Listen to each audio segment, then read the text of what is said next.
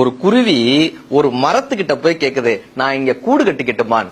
மரம் சொல்லி, என்கிட்ட வேணாம், நான் சின்ன கூடு தான் கட்டுவேன், என்கிட்ட வேணான். இல்ல, நான் ரொம்ப வெயிட் எல்லாம் கிடையாது, நான் சின்னதா ஒரு கூடு கட்டி, என்கிட்ட நீ கூடு கட்டாத, வேற ஏதாவது ஒரு மரத்தை போய் பாரு, என்கிட்ட வேணான்னு அந்த மரம் சொல்லுது. இப்ப இந்த குருவி ரொம்ப வருத்தத்தோட இன்னொரு மரத்துல போய் கூடு கட்டுது.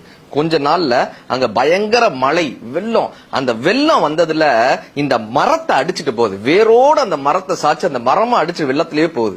இப்ப இந்த கூட்டில் இருந்த குருவி அந்த அடித்துட்டு போகக்கூடிய மரத்தை பார்த்து சொல்லிச்சான், உனக்கு தேவை, உனக்கு தேவை, எனக்கு கூட்டுக்கு இடம் தர மாட்டேன்னு சொன்னேன்ல, உனக்கு தேவை, உனக்கு தேவை. அப்ப அந்த மரம், அடித்து சென்று கொண்டே இருக்கக்கூடிய மரம் அந்த குருவியை பார்த்துட்டு சொன்னதான், உனக்கு தெரியுமா, நீ வந்து கூடு கட்டணும்னு கேட்கும் போதே நான் வேர்கள்ல வலு இழந்துட்டேன், என் வேர்கள்ல சக்தி இல்ல, நான் உயரமா இருந்து இந்த ஏரிக்கரையை பார்க்கும் போதே எப்படியும் வெள்ளம் வரும்னு எனக்கு தெரிஞ்சது, ஒருவேளை நான் அடித்து செல்லப்பட்டா உன் கூடும் அழிஞ்சிருமேன்னு சொல்லிதான் என்கிட்ட கூடு கட்ட வேணான்னு நான் உன்கிட்ட தயக்கத்தோட சொன்னேன்.